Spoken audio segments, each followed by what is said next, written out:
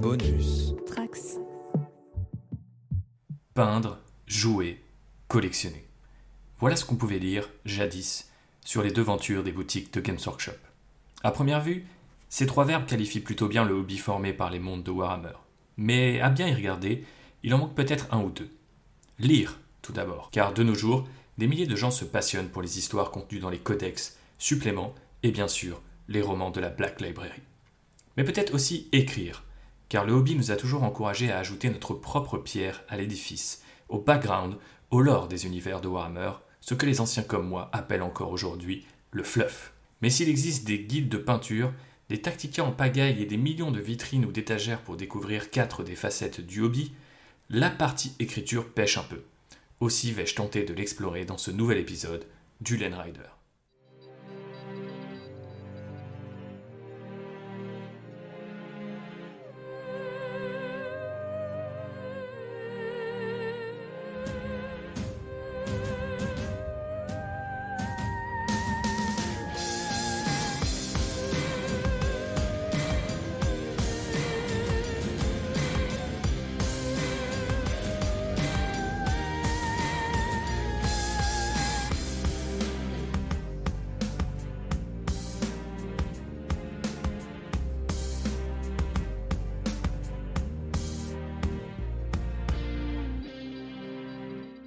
En effet, aujourd'hui, je vais vous proposer 8 conseils pour écrire votre propre background, lore, historique, fluff, appelez ça comme vous voulez, pour vos figurines, qu'elles viennent de Warhammer 40 000 ou d'Age of Sigmar.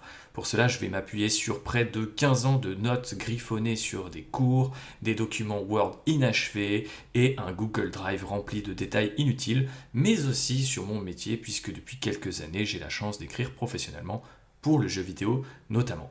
Alors si vous êtes prêts, je vous propose qu'on commence dès maintenant avec un premier conseil.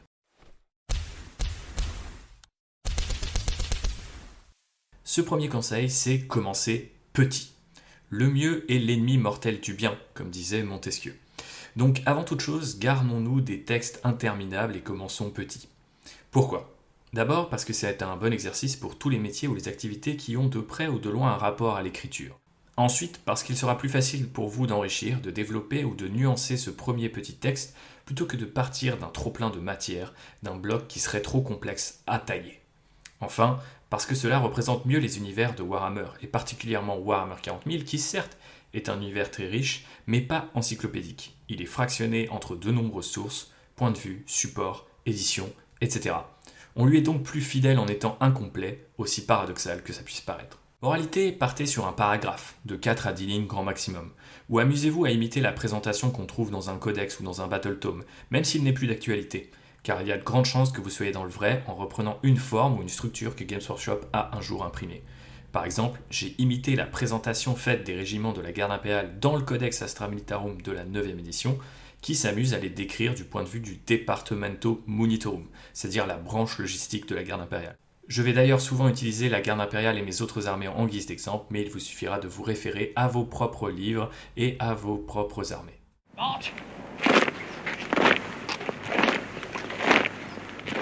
Deuxième conseil, partir de l'existant. Puisqu'on parlait des publications de Games Workshop, laissez-moi vous dire que partir d'un élément de lore existant et déjà publié vous emmènera très loin. Ça peut être une ville des royaumes mortels, un secteur galactique impérial, un conflit légendaire ou même un personnage. Dans tous les cas, c'est un bon moyen d'ancrer votre création dans une forme de réalité. Cela la rendra d'autant plus pertinente ou plus accessible. Par exemple, mon armée de la Black Legion se base à la fois sur la présentation qui est faite de cette légion renégate dans les romans Black Library d'Aaron Dembski-Bowden et sur un petit encart du codex Black Legion paru sous la 7e édition qui présentait plusieurs bandes guerrières dont le serment brisé sur lequel j'ai jeté mon dévolu. Troisième conseil, vivre dans les creux. Car il faut cependant faire très attention de ne pas trop vous rapprocher de ce que Games Workshop ou Black Library ont déjà fait, au risque de passer pour un copieur, mais surtout de rester dans l'ombre des publications dites officielles. S'il ne faut pas se laisser impressionner par ce terme, il faut se rappeler que votre fluff maison brillera plus fort encore s'il prend racine dans des creux, des zones d'ombre et toutes sortes de trous narratifs que vous allez pouvoir saisir et exploiter. Si je reprends l'exemple de ma Black Légion, j'ai fait très attention à ne pas trop me rapprocher des romans qui mettent en scène les confidents, les proches d'Abaddon, le fléau, le maître de cette légion. Au contraire, j'ai créé de nouveaux personnages qui l'ont déçu, qui sont en quelque sorte envoyés au bagne en me basant sur la bande du serment brisé où sont envoyés ceux qui ont déçu ou trahi Abaddon. Mais encore une fois, je ne me suis pas contenté de recopier l'histoire de cette bande de guerre, et j'ai essayé de montrer comment elle pourrait se racheter aux yeux du fléau, ce qui n'était pas mentionné dans le codex Black Légion sous la 7ème édition. En partant de là, j'ai imaginé que ma petite bande partait dans le Paria Nexus, un espace contrôlé par les Nécrons pour me connecter à cette histoire de la 9ème édition, qui à l'époque où j'ai commencé ma collection, venait tout juste de débuter. En somme, les conseils partir de l'existant et vivre dans les creux fonctionnent de concert, et je vous invite donc à compenser l'un par l'autre pour trouver votre propre cercle vertueux.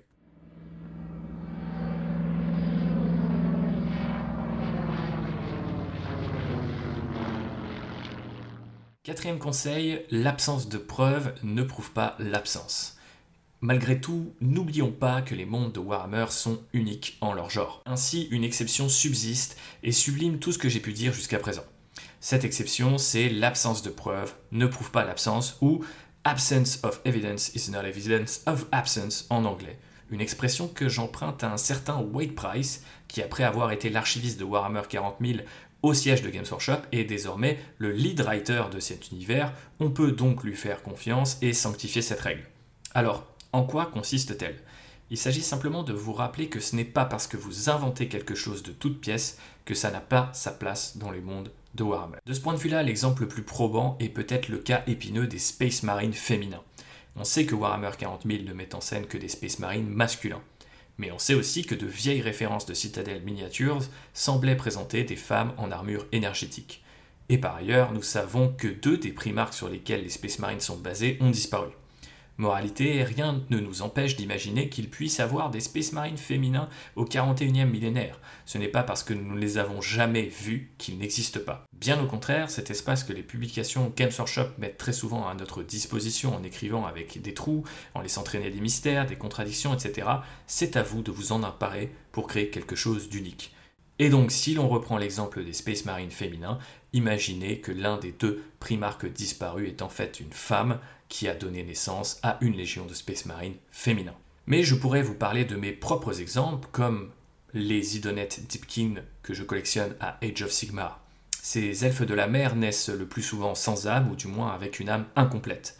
La société Idonette s'en accommode plus ou moins bien, mais j'ai imaginé que mes Idonettes à moi, plus proches du pirate que du noble guerrier elfe, refusent cet état de fait et tentent d'hybrider leurs âmes à des créatures marines pour remédier à ce problème. Warhammer oblige, le résultat est tragique et s'apparente plus à l'équipage du Hollandais volant de Davy Jones qu'aux elfes aquilins que nous connaissons tous.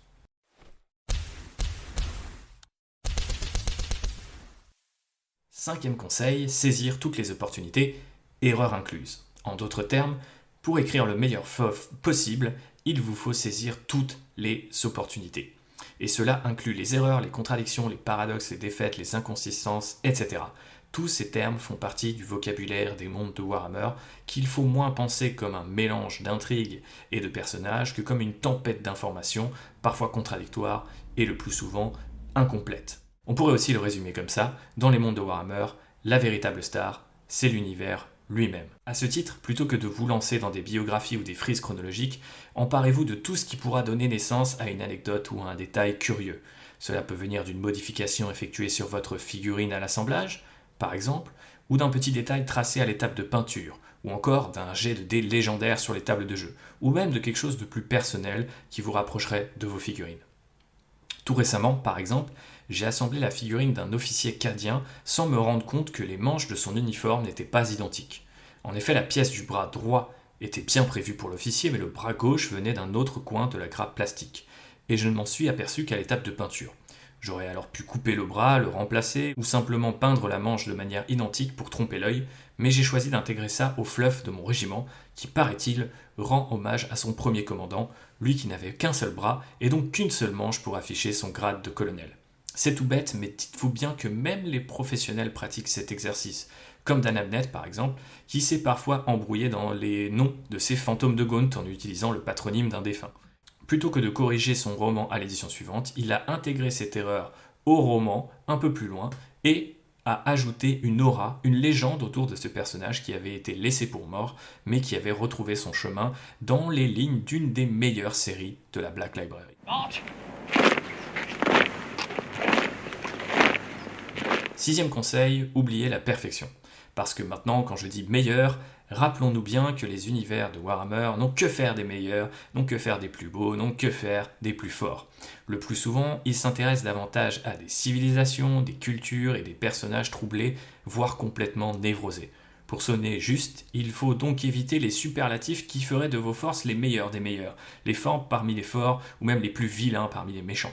Il convient de respecter non pas une sorte d'échelle de puissance, mais un principe tout bête, celui d'oublier la perfection pour se concentrer sur des armées, des bandes ou des personnages plus nuancés. Si il est humain de vouloir mettre en avant nos créations en les rendant toujours plus cool, il faut se rappeler qu'il n'y a rien de moins Warhammer que la perfection. Il faut donc combattre cette envie de mettre nos enfants dans la lumière, qui est peut-être l'erreur que je vois le plus dans le fluff maison des autres. Par exemple, combien de gens imaginent que leurs Space Marines sont plus valeureux, plus grandiloquents ou plus vertueux que les autres, alors que nous savons toutes et tous que les meilleurs chapitres sont bourrés de défauts. Les secrets des Dark Angels, le fanatisme des Black Templars, ou encore la malédiction génétique des Blood Angels, pour ne citer que. Alors si vous craignez de tomber dans le piège de la perfection, faites plutôt l'exercice suivant. Ne partez pas avec les meilleurs, mais avec les pires. C'est précisément ce que j'ai fait en choisissant la bande du serment brisé pour ma Black Légion, ou encore en imaginant des gardes impériaux qui détesteraient accueillir les rescapés de la défunte planète Cadia, là où la plupart les accueilleraient les bras ouverts. Avant de vous attaquer à l'exceptionnel, n'hésitez jamais à utiliser le commun, voire le médiocre, ou tout simplement à trouver des défauts. Septième conseil, définir une convention d'appellation. N'hésitez pas à nommer les choses d'après ce qu'on appelle en anglais une naming convention, une convention d'appellation dans notre langue. Ce n'est en rien obligatoire, mais les univers de Warhammer sont connus pour leurs noms à coucher dehors qui pourtant sont riches de sens.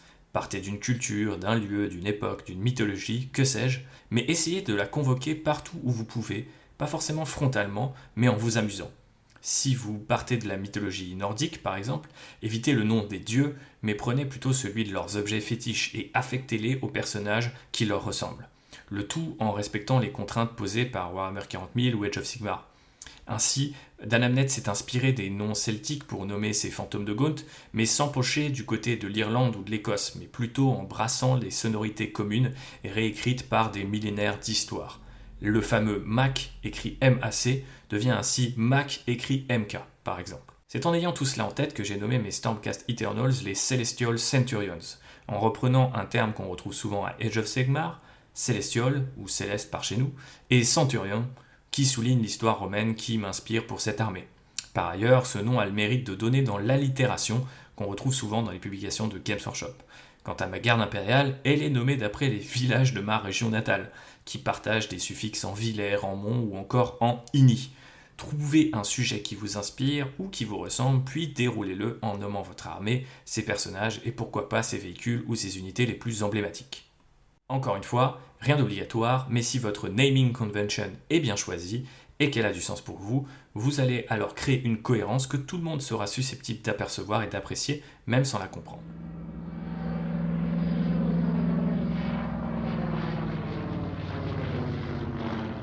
Dernier conseil, écrire au-delà des tables de jeu.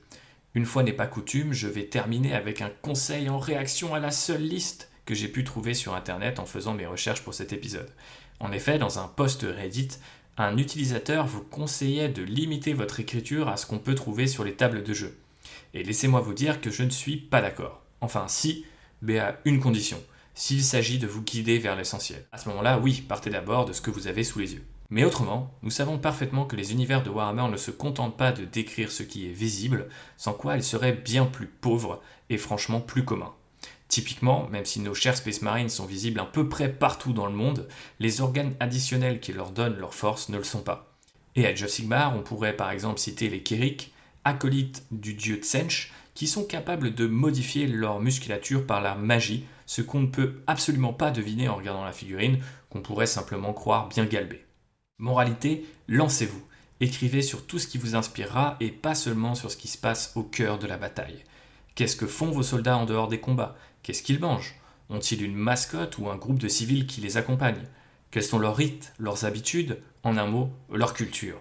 Par exemple, mes chers gardes impériaux, issus d'un régiment d'infanterie mécanisée toujours mobile, pris à l'arrière de leur char à défaut de pouvoir s'arrêter dans une église. Mes Stormcast viennent du cité à l'allure antique, où les habitants mènent une vie spartiate dans l'espoir de renaître dans la foudre de Sigmar. Ma Black Légion entretient une ville d'esclaves dans les cales miteuses d'un vieux vaisseau. Tous ces détails ne se retrouvent absolument pas sur les tables de jeu, et pourtant, j'aime à penser qu'ils ajoutent du charisme à mes armées, comme ils créent des nuances au sein des nombreuses factions qui peuplent les mondes de Warhammer. Voilà pour ces différents conseils que je me permets de rappeler. Tout d'abord, commencer petit, partir de l'existant, vivre dans les creux, l'absence de preuves ne prouve pas l'absence, saisir toutes les opportunités, erreurs incluses, oublier l'imperfection, définir une convention d'appellation et enfin, écrire au-delà des tables de jeu. Voilà vos 8 commandements pour écrire votre propre fluff et voilà pour ce nouvel épisode dans lequel j'ai fait se rencontrer l'une de mes plus grandes passions avec mon métier pour un résultat qui, j'espère, saura vous inspirer malgré la longueur de cet épisode. Maintenant, n'oubliez pas que, comme la peinture, le jeu ou la collection, l'écriture est une aventure. On part parfois de loin, mais on avance, on apprend, avant d'enfin toucher du doigt notre vision. Donc si vous vous lancez à partir de cet épisode, ne vous découragez pas. J'ai encore en mémoire l'histoire de mon tout premier personnage maison, le capitaine Arteus de la 3e compagnie des Ultramarines, qui du nom aux actions en passant par l'équipement qu'il portait avait tout du parfait petit Space Marine, lisse et pour tout vous dire, ennuyeux. Mais Arteus est un jour revenu sous la forme d'un maître de forge des Iron Warriors, Arteus le subterfuge, déjà beaucoup plus intrigant. Et s'il n'a pas eu d'incarnation depuis bien longtemps, maintenant que j'y pense, c'est lui qui a ouvert la voie aux Centurions Célestes, aux 24e tirailleurs de Vosgal ou encore aux Serments Brisés, eux qui, plus que des créations personnelles, sont devenus de véritables compagnons de jeu, voire des compagnons de route. Et si à travers cet épisode vous aide à trouver vos propres compagnons, alors je serai le plus heureux des hobbyistes. Et quelque part, je le suis peut-être déjà le plus heureux des hobbyistes puisque j'assemble et je peins des gardes impériaux version 2022 depuis quelques mois maintenant et je dois vous dire que je me régale pour 2 grandes raisons. Tout d'abord, en découvrant les joies de l'aérographe. Pendant des années, j'ai résisté à l'appel aux sirènes de l'aérographe, j'avais très peur de l'aspect sonore, de l'entretien, du prix, etc. Et enfin, l'année dernière, pour mon anniversaire, grâce à mes amis dans le hobby, j'ai reçu de leurs mains un aérographe et je l'ai enfin mis en route il y a quelques semaines et je dois vous dire que je regrette d'avoir attendu aussi longtemps. Donc si vous êtes dans mon cas, lancez-vous. Depuis que j'ai testé cet outil, j'ai envie de faire plein de choses, j'ai envie de découvrir de nouvelles techniques. Alors effectivement, je me suis farci des tutos, j'ai posé plein de questions, j'ai fait des erreurs, mais ça nous rappelle à ces moments pour lesquels j'ai une vraie tendresse, en tout cas, une forme de nostalgie. Quand on commençait le hobby et qu'on ne savait pas encore comment tout fonctionnait, je redécouvre un petit peu ça et ça fait du bien de temps en temps de revenir entre guillemets un petit peu sur les bancs de l'école pour apprendre quelque chose de nouveau. En cette rentrée, je pense que c'est plutôt de bonne aloi et donc j'ai commencé un petit peu à m'initier à l'aérographe, notamment sur des décors dont je vous reparle juste après. Mais ce n'est pas le seul grand moment de mon été hobby, puisque je continue à assembler des kits nouvelle génération pour la garde impériale. Ça n'est pas arrivé depuis des années et donc forcément je prends mon pied et je me rends compte à quel point des kits comme par exemple la nouvelle Sentinelle que je n'avais pas spécialement calculé à sa sortie, ou en tout cas quand elle fut annoncée, eh bien sont en réalité très agréables à monter et à personnaliser. Franchement, ils ont été à la salle, ces nouveaux Sentinelles, mais quel plaisir de pouvoir avoir autant de détails et aussi d'adaptabilité dans un kit qui vous permet à la fois de construire la version de reconnaissance et la version blindée sans forcément coller tous les éléments, coller toutes les armes, etc. C'est vraiment super chouette quand Games Workshop nous offre ce genre d'options. Limite, ça devrait être le cas sur tous les kits, en tout cas les véhicules, là où c'est plus facile à faire, là où il y a plus de surface. Franchement, continuez à le faire, Games Workshop, c'est super. Et ne vous laissez pas avoir par les différences de taille ou plutôt de largeur parce qu'elle n'est pas beaucoup plus haute cette nouvelle Sentinelle que la précédente, mais c'est vrai qu'elle a des cuisses beaucoup plus musclées, beaucoup plus mécanisées.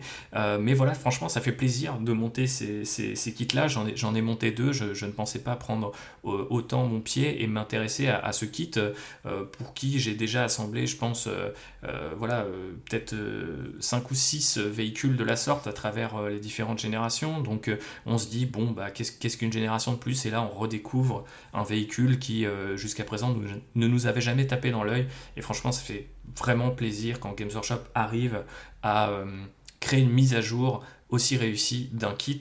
C'est toujours un peu cette éternelle tension entre la nouveauté, comme par exemple le Rogaldorn et ou un éventuel redesign si par exemple Games Workshop se décidait à refaire le Lehman russe.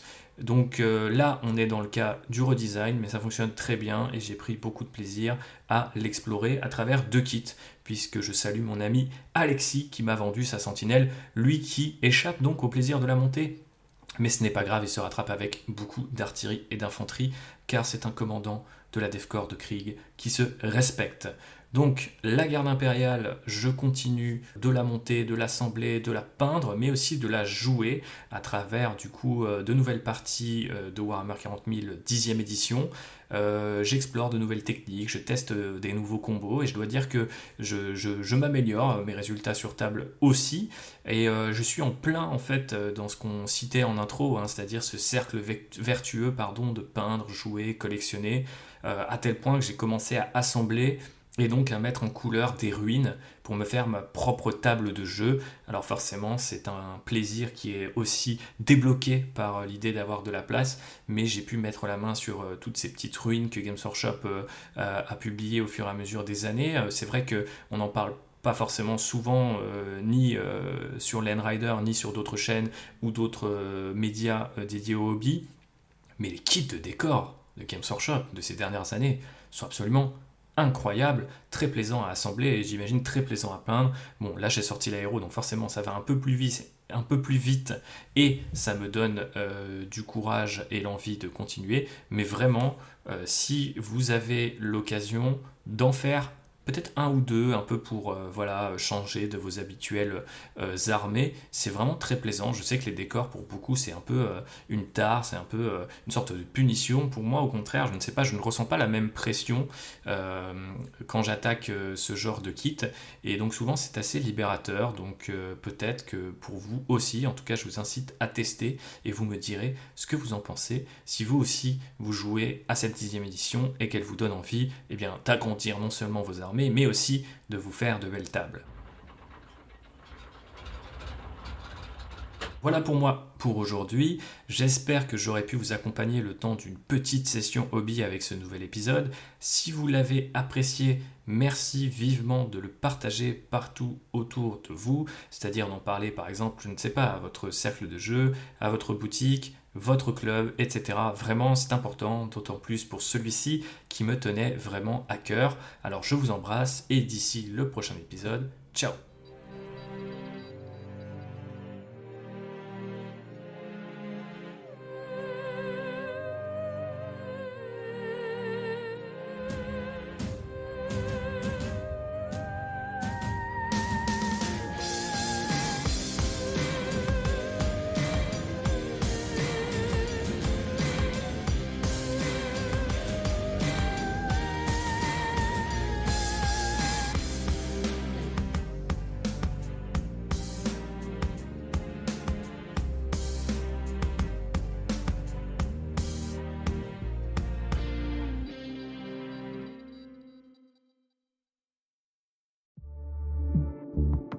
Bonus. Trax.